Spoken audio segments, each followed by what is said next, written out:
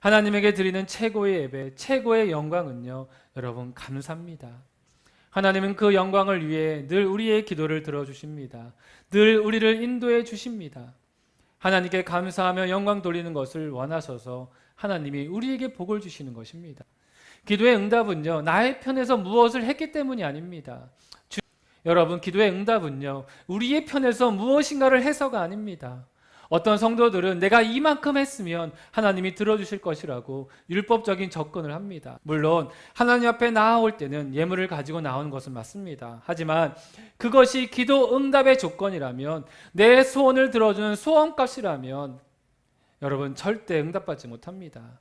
예물은 하나님의 은혜에 감사하여 드리는 내 마음이고 내 신앙 고백이고 하나님을 경배하는 것이지, 그것이 소원 응답권을 사는 조건이 될 수가 없습니다. 기도 응답은 하나님 앞에 철저히 또 겸손히 부르짖음이 있을 때, 하나님이 우리를 궁일이 보실 때 응답해 주시는 것입니다. 그것은 곧 하나님의 편에서 행하시는 하나님의 은혜인 것입니다. 우리를 너무나 사랑하시는 예수님에게, 너무나 큰 궁일함을 지으신 예수님에게 우리에게 있는 모습, 그 마음 그대로를 외치면 되는 것입니다. 예수님께 기도를 드릴 때는 나의 업적, 나의 행위를 가지고 나아가지 마십시오. 나의 선행의 목록으로 응답과 거래를 하지 마십시오. 하나님의 은혜에 기대시길 원합니다. 하나님의 궁일함에 기대어 기도하시길 원합니다. 여러분이 기도에 응답 받았을 때 하나님께 여러분 영광을 돌리셔야 합니다. 감사할 수 있는 사람이 되어야 합니다. 받은 은혜가 많으면 많을수록 그 은혜가 당연한 것으로 여겨집니다.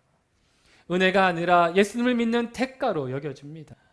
하나님은 우리를 궁일이 여기시고 사랑하셔서 응답하시고 복을 주시는데, 그것이 내가 믿음만 생활한 대가, 내가 드린 헌신한 대가, 권리가 되어지고, 그래서 응답받지 않고 뜻대로 되지 않으면 하나님 내가 이만큼 하지 않았습니까? 라고 원망하고 불평을 하지 않습니까?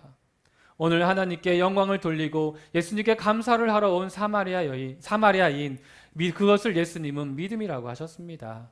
우리의 감사에 믿음과 헌신이 있기를 원합니다.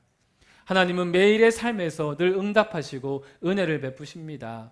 그런데 우리는 잘 모르지요.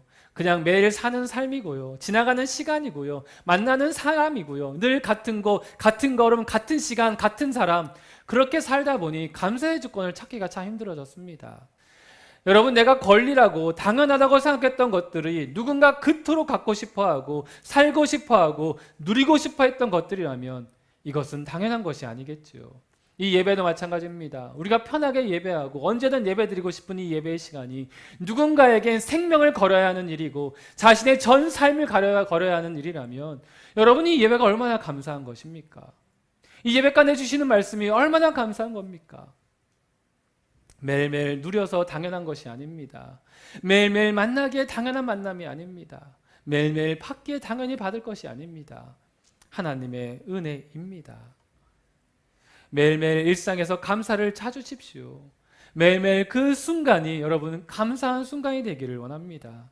하나님께 영광 돌리는 감사의 습관, 신앙의 모습으로 나아가기를 원합니다. 여러분이 지금 누리고 있는 모든 것들, 살고 있는 모든 순간이 하나님이 주신 은혜임을 깨닫고 감사함으로 하나님께 영광을 돌리는 우리가 되기를 원합니다. 감사는 하나님이 기뻐하시는 최고의 예배이고 최고의 제물입니다. 하나님이 베푸신 놀라운 은혜, 놀라운 구원, 자신의 독생자를 내어주시기까지 우리를 사랑하심, 우리를 늘 붙드시고 만지시고 인도하신 은혜, 그 모든 것들을 누리며 살고 있습니다. 여러분, 그래서 우리가 다시 돌아와 하나님의 전을 찾는 것이고, 이곳에서 그 은혜가 감사해서 예배를 드리는 것이고, 찬양하는 것이고, 기도하는 것이지요. 그리고 하나님은 이 믿음을 기뻐하셔서 우리의 삶에서 늘 구원을 베풀어 주십니다. 감사는 최고의 예물이고 최고의 찬양이고 최고의 예배입니다. 이 시간 우리의 최고의 감사를 드리십시오.